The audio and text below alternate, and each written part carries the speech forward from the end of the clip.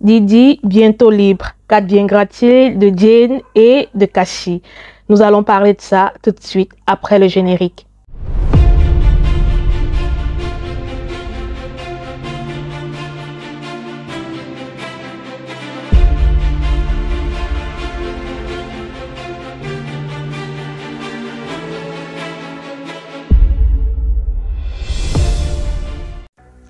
Hello femmes de Triomphe, bienvenue dans cette nouvelle vidéo.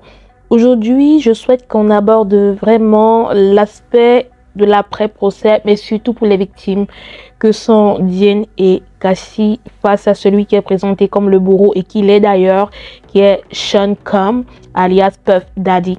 Ici, je veux qu'on voit réellement, voilà un homme qui a été accusé de faits majeurs comme trafic sexuel, etc. Et qui se voit acquitté sur les 3 faits qui lui étaient imputés de 2 faits majeurs. Et cela réduit gravement, pour ne pas dire de manière importante, la peine qu'il était censé avoir. Et il en ressort de là davantage grandi par la culture de la rue et par toute la culture de bad boy qu'il a lui-même longtemps propagée. Et je voudrais aujourd'hui qu'on vienne vers une discussion réelle parce qu'on commence à répertorier sur la toile qu'il y a des gens qui sont en train de critiquer Cassie et Jane, peu importe ce qu'elles sont, de PUTE. Et c'est quelle image que parfois les procès qu'on place sur le dos des femmes, où les femmes sont des victimes, peuvent avoir comme répercussion sur elles sur le long terme.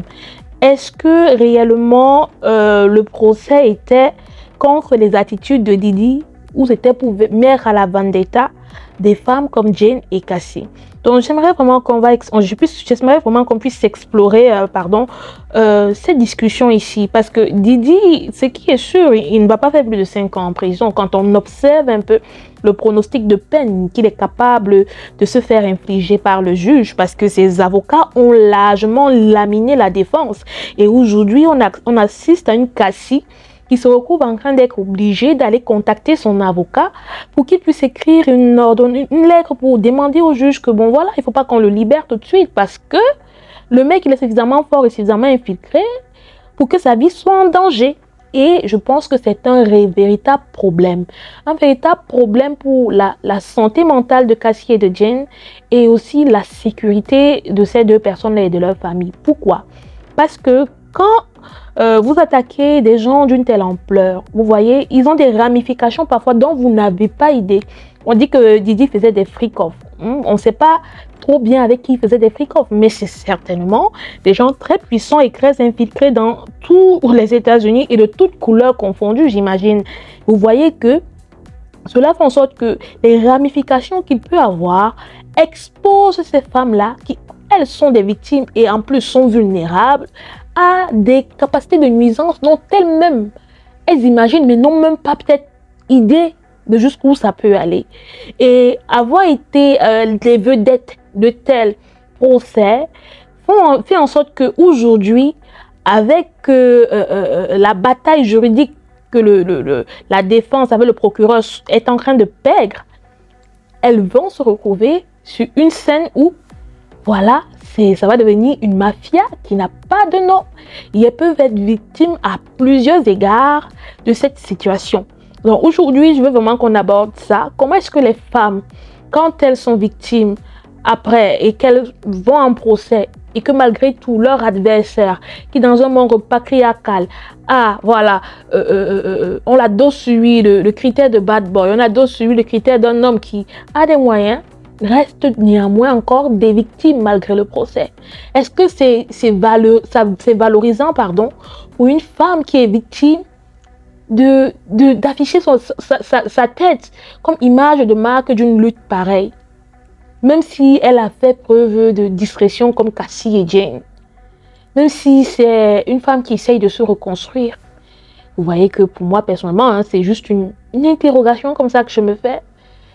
Qu'est-ce qu'il en sera de la situation réelle de la sécurité de Cassie et de Jane? Parce que on ne pose pas souvent très bien le débat après. On a vu ça avec celle qui a accusé Dominique Strauss-Kahn, la Guinéenne qui vit aux États-Unis, j'ai oublié son nom. Nafissatou Diallo, merci. Et on s'est rendu compte que Nafissatou, après, elle a tout perdu. Elle a tout perdu. Parce que justement, le bougre, voilà, il est infiltré, il a les ramifications, donc vous n'avez pas idée. Et qu'est-ce qui va advenir de Cassie? Elles vont encore devenir des victimes x2. Comment est-ce que les femmes se protègent dans un monde patriarcal? Est-ce que la stratégie de la défense, de poser un tel procès sur la tête de 2 femmes, a été une stratégie suffisamment réfléchie? Est-ce que le fait de vouloir faire d'elles des militantes, bien que je ne pense pas que c'est ce qu'elles veulent être réellement, sera quelque chose qui va les bénéficier? Est-ce qu'elles vont s'en sortir sur le long terme, dans cette bataille juridique, dans cette bataille sociale, dans cette bataille réelle qu'elles ont engagée avec Sean Combs? Parce qu'il faut qu'on soit clair, il a des ramifications, comme je le disais tantôt, un peu de partout. Et elles peuvent vraiment en pâtir de ce fait-là.